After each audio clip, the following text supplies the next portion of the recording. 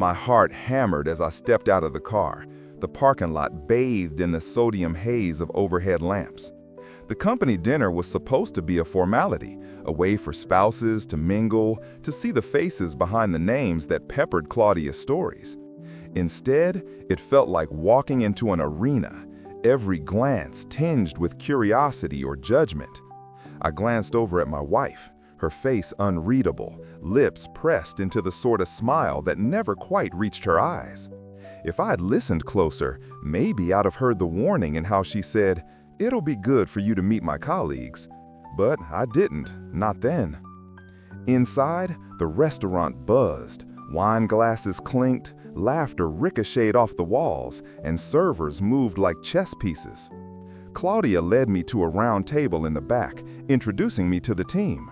Her boss, a silver-haired woman with sharp glasses, shook my hand, asking about my workshop and the custom smokers I built.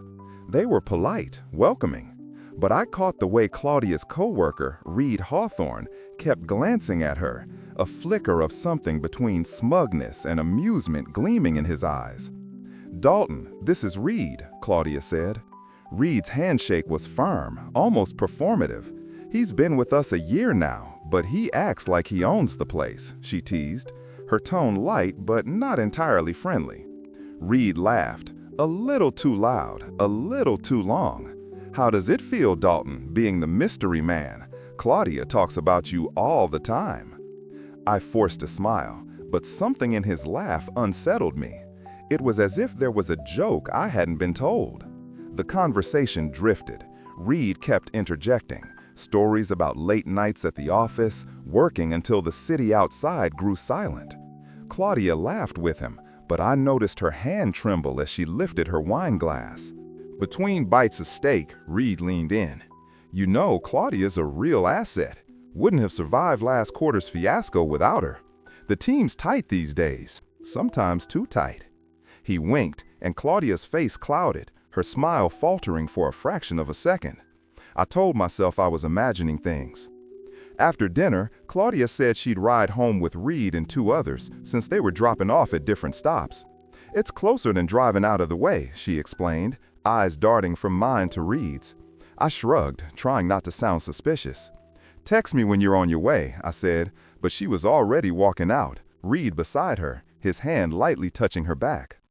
I drove home alone, the silence in the truck thick and heavy. I tried to distract myself, podcast, news, anything, but my mind replayed Reed's laugh, Claudia's nervous glance. At home, I started cleaning up in my workshop, hands busy but mind restless. Around midnight, I checked my phone. No message. A strange impulse drove me outside to check the dash cam. I'd recently installed one with motion detection, mostly for security, but tonight I was looking for reassurance. The footage loaded, a grainy stream of street lamps, cars pulling up, doors opening.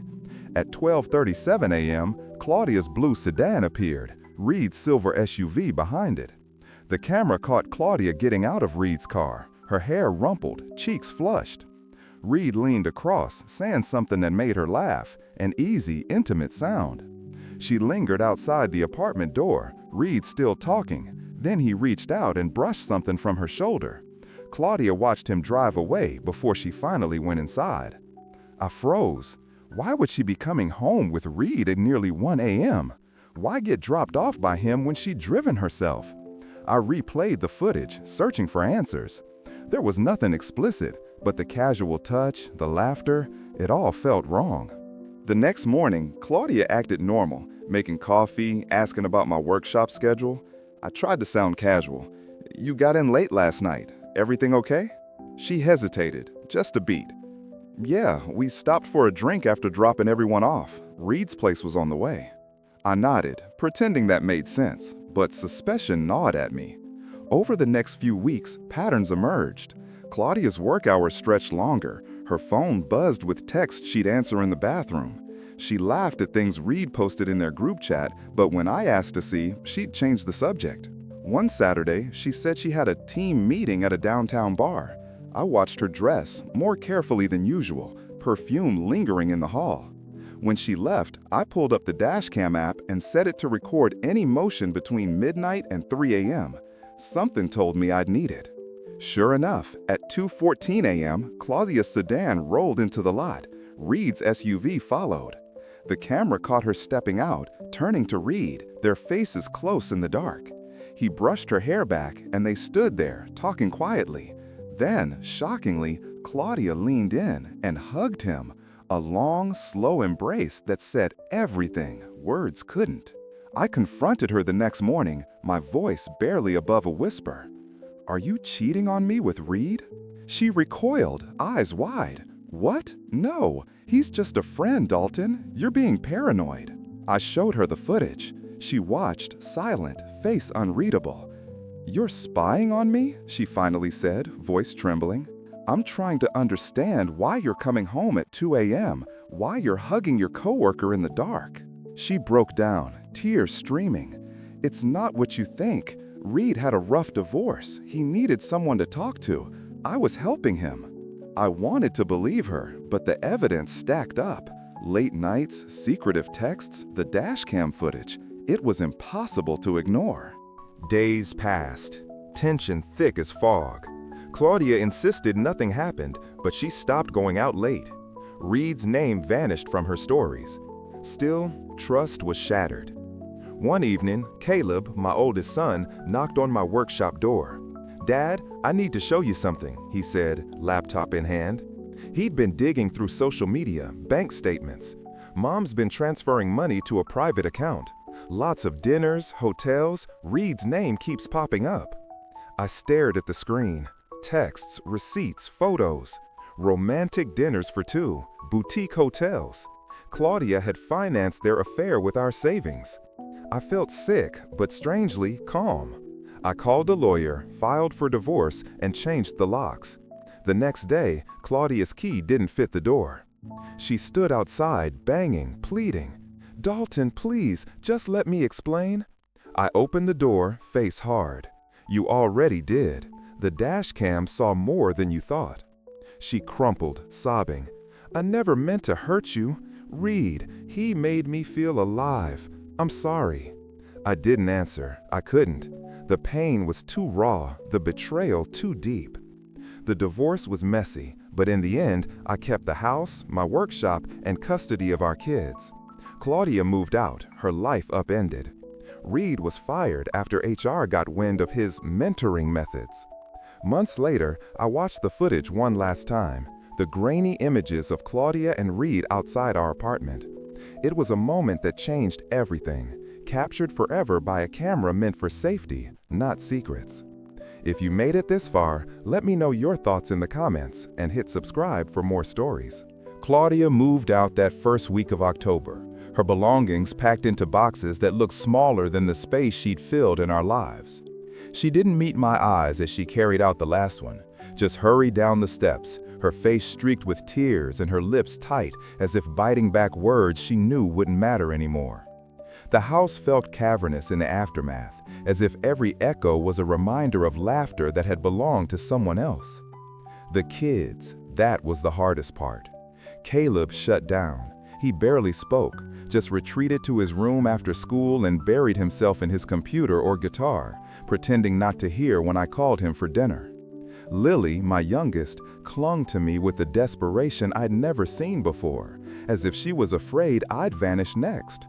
I tried to be strong, to fill the room with warmth and normalcy, but my voice wavered sometimes, especially at night, when the house creaked and I'd catch my own reflection in the window, looking older, haunted. About a week after Claudia left, I found myself reviewing that dashcam footage late at night, again. I knew it was unhealthy, that the wise thing would be to delete it, but I couldn't.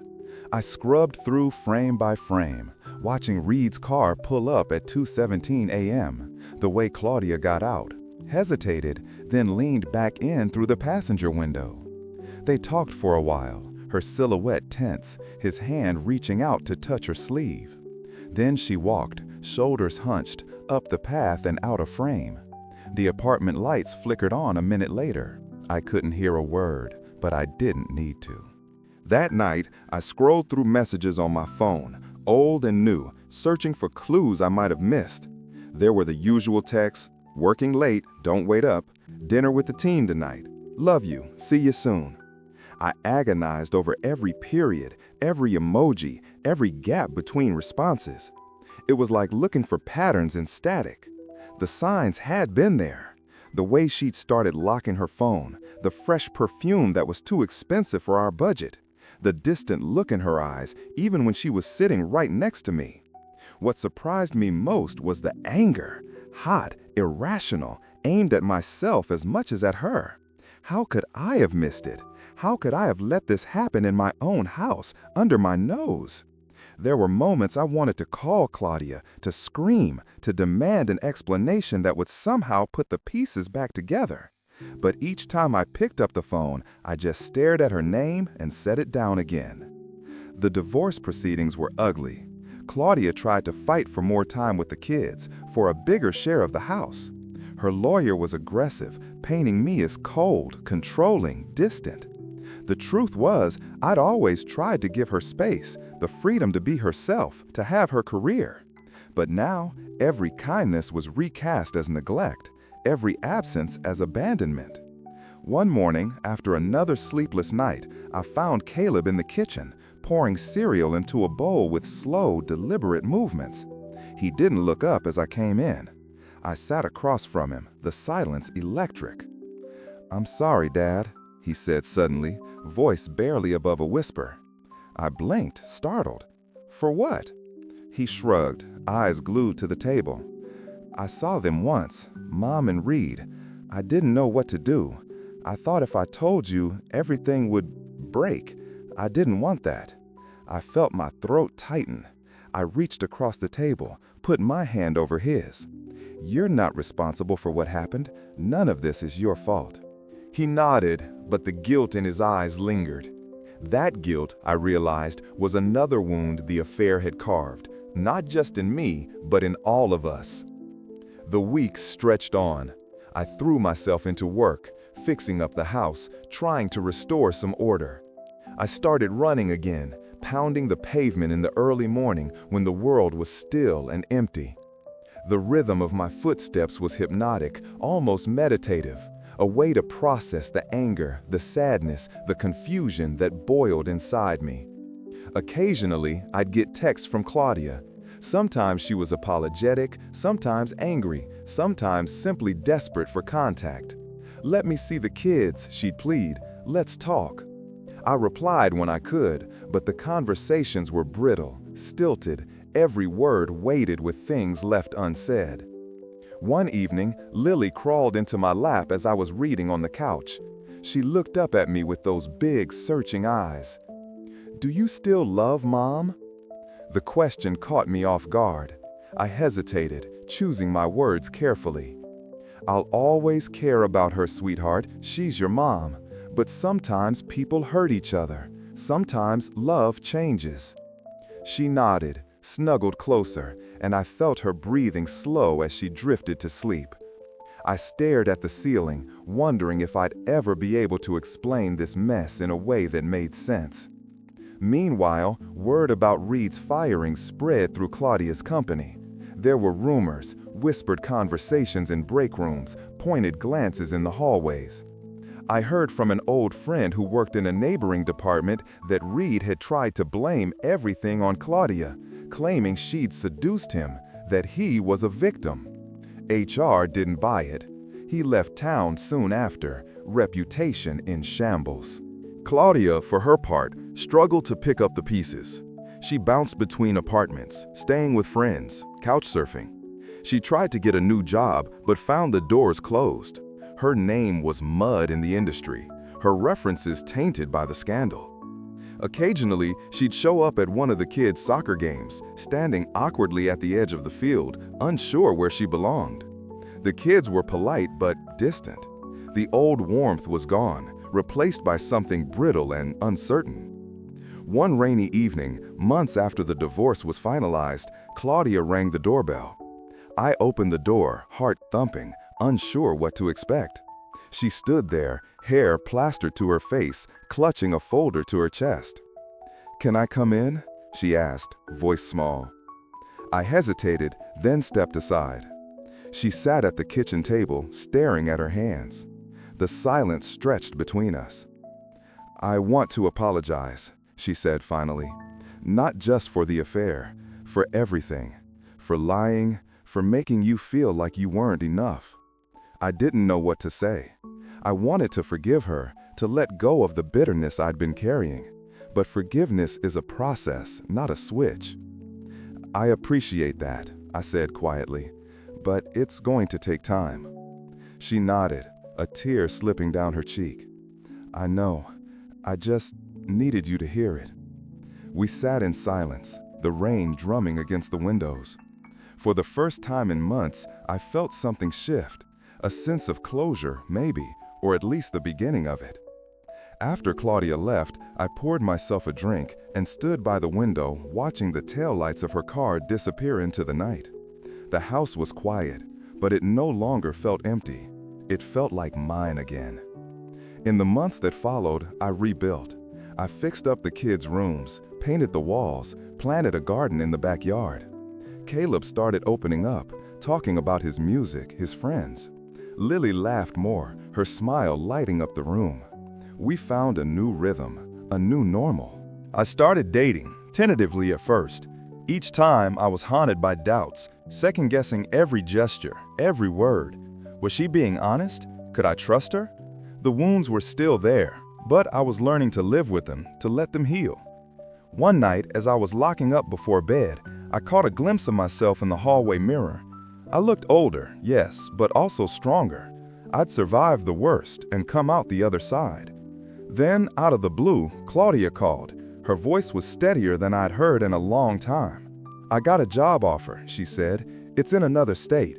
I wanted to let you know in case you wanted to talk to the kids." I felt a pain of something, loss maybe, or relief.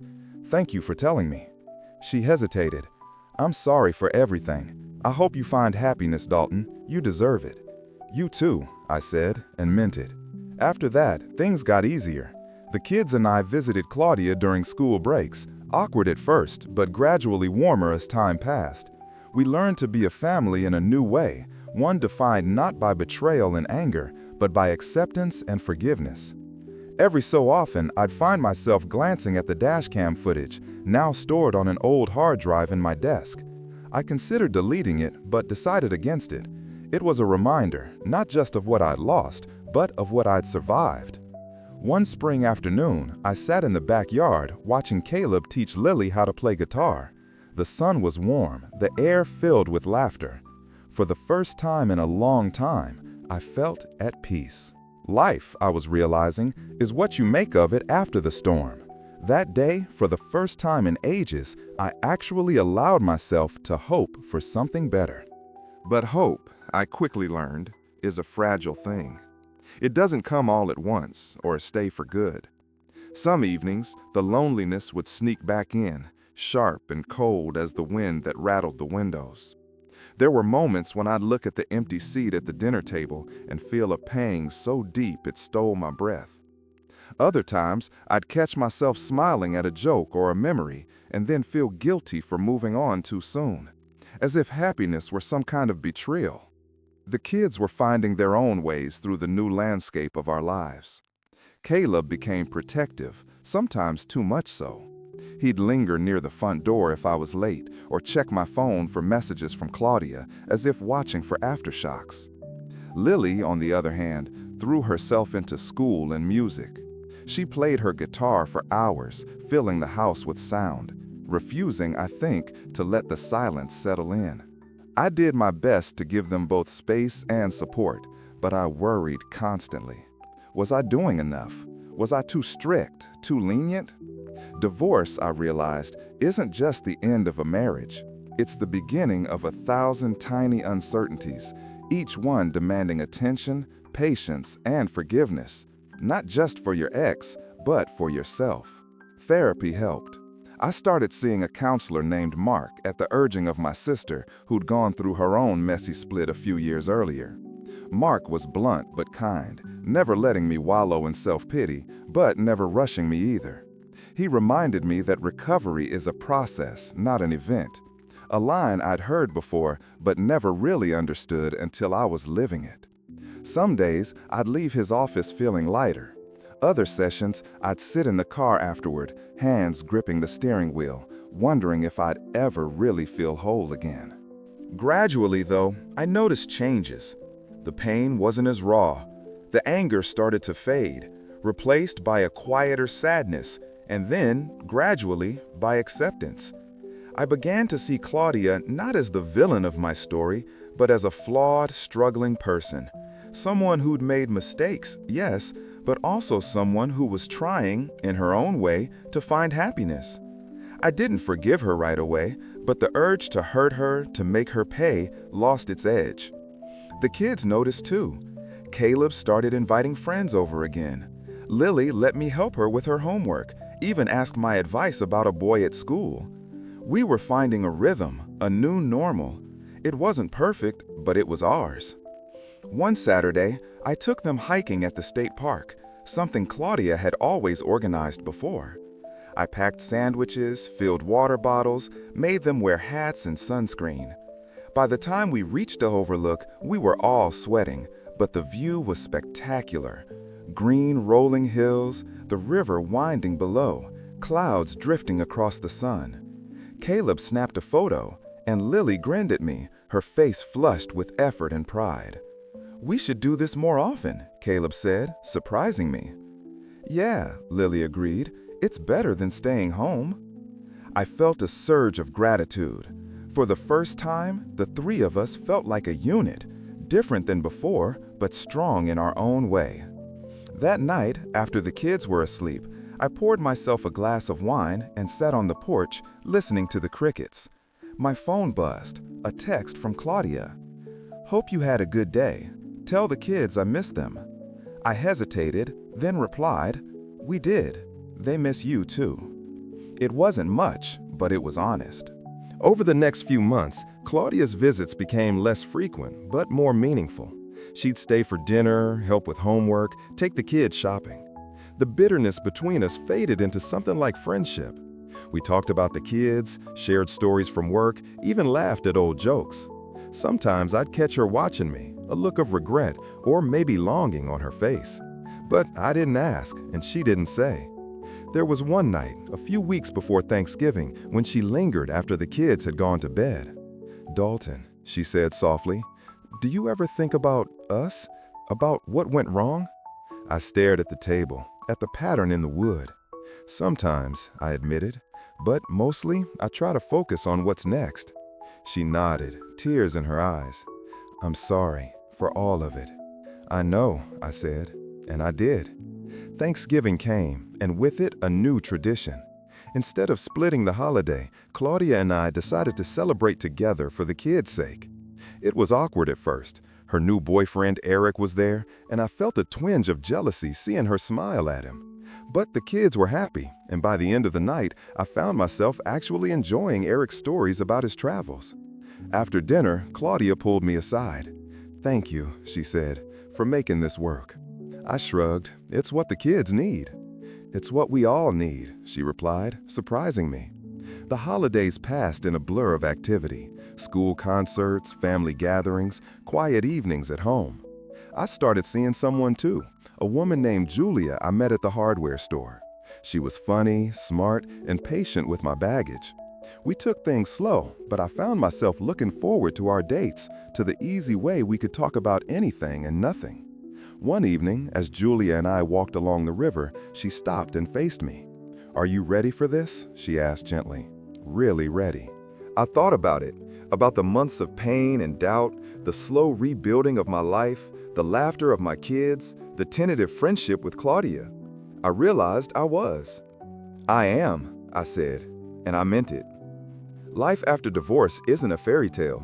There are still hard days, nights when the old loneliness creeps back, mornings when the kids ask why things can't go back to the way they were. But there are good days too, days filled with hope and laughter, with new beginnings. Looking back, I realized the dash cam footage, the late-night drop-offs, the proof of betrayal, had once felt like the end of everything. Now, it was just a chapter in a much longer story. A story about loss, yes, but also about survival, forgiveness, and the courage to start again. If you're still here, thank you for listening. If this story meant something to you, please like, comment, and subscribe for more. I won't pretend moving on was easy.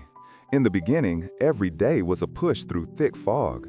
Some mornings I'd wake up expecting Claudia to be next to me, only to be hit by the cold emptiness of my bed. Sometimes I'd catch myself staring at the front door, half expecting to hear her keys jangling, her laugh echoing down the hall.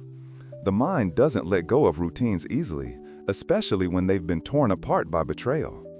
The hardest part was facing the guilt, not for anything I'd done, but for what I couldn't fix. I replayed every argument, every awkward silence, wondering if I should have seen it coming or if I was somehow to blame for her choices. I learned eventually, sometimes from harsh experience and sometimes from late-night sessions with my therapist, that blaming myself was a dead end. Claudia was the one who chose dishonesty, and I had to accept that some things were never in my control. The therapist helped, more than I expected. I started going after the divorce papers were signed, thinking it would just be a box to check. But those sessions became a lifeline, a place where I could unravel the tangled mess of anger, heartbreak, and fear without judgment. Over time, I stopped seeing myself as broken. I started to see the possibility of a new chapter. I even started to invest in myself again, took a woodworking class, worked on restoring an old motorcycle, and let myself imagine a future that wasn't shadowed by Claudia's choices. What surprised me most was how the kids adjusted. Caleb, older and more perceptive than I gave him credit for, stepped up to help around the house. He'd check on his little sister, make dinner if I was running late, and talk to me about music, school, and sometimes, very carefully, about his mom. Lily, younger and more vulnerable, needed more reassurance. Some nights she'd crawl into my bed, clutching her favorite stuffed animal, and whisper, "Are we going to be okay, Dad?" I'd pull her close and tell her yes, even on nights I wasn't sure. Julia became a steady presence in our lives. She never tried to replace their mother. She was just there, with her gentle humor and open heart, ready to listen. She'd join us for dinner on Fridays and never shied away from the messy reality of our situation. She got along with the kids, and over time, they began to look forward to her visits. There were awkward moments, of course, family traditions that felt strange with a new person at the table, memories that stung. But Julia never rushed me, never asked for more than I could give. One Saturday, as the spring rain drummed on the roof, Julia and I sat on the porch watching the kids chase each other across the muddy lawn. She nudged me gently. "You ever think you'll let go of the past completely?" I thought about the dashcam footage, the grainy, undeniable proof that had changed everything. "I don't know," I admitted. "It's like a scar. You heal, but it's always there." Julia nodded. "Scars are reminders that you survived." That stuck with me. The more I leaned into the present, the more grateful I became for small things. A good meal, a quiet evening, a laugh shared with the kids. I realized that, in some ways, the betrayal had forced me to wake up to my own life, to appreciate what I still had instead of mourning what was lost. Claudia's move out of state made things easier, but not easy. We set up a schedule for the kids to visit her on holidays and summer breaks. Every time they left, the house felt too big, too quiet. But they always came back with stories, some happy, some sad, all of them colored by the messy love that comes with family. I started keeping a journal, something my therapist suggested. At first, it was just a way to dump my anger and confusion on the page, but over time, it became a record of growth. I wrote about the milestones: Caleb's first big solo at a school concert, Lily's science fair win, the first time I laughed so hard at one of Julia's jokes that I forgot for a moment about the past. People sometimes ask if I've forgiven Claudia. The truth is complicated. I don't hate her. I don't wish her harm. But trust, once broken, doesn't return. I forgave her enough to let myself move on, to stop letting her choices define my life. The company dinner, the night it all started, sometimes comes back to me in dreams. Reed's laugh, Claudia's nervous energy, the way the whole room seemed to close in on me. I used to wish I could go back and change something, say the right thing, stop what was coming. Now, I know that's not how life works. The only way out is through. One night, after the kids had gone to bed and Julia was curled up on the couch with a book, I took the old dashcam hard drive out of my desk. I watched the footage one last time. Claudia and Reed, caught in the harsh glow of the car's headlights, her smile unsure. I didn't feel anger anymore, just a tired kind of sadness. I pressed delete. That was when I knew I truly started to heal. There are still bad days, of course. Sometimes the loneliness creeps in, or the old wounds ache. But more and more, my life is filled with hope. Hope for my kids, for myself, for the chance to build something new. If you've ever found yourself in the wreckage of a broken relationship, wondering if you'll ever feel whole again, let me tell you, healing is possible. It's slow and it's hard, but it's worth it. You get to decide what comes next. If you felt something from this story, let me know in the comments, and don't forget to like and subscribe for more real stories. If this story resonated with you, drop a comment and hit like. It really helps the channel. And subscribe for more true stories.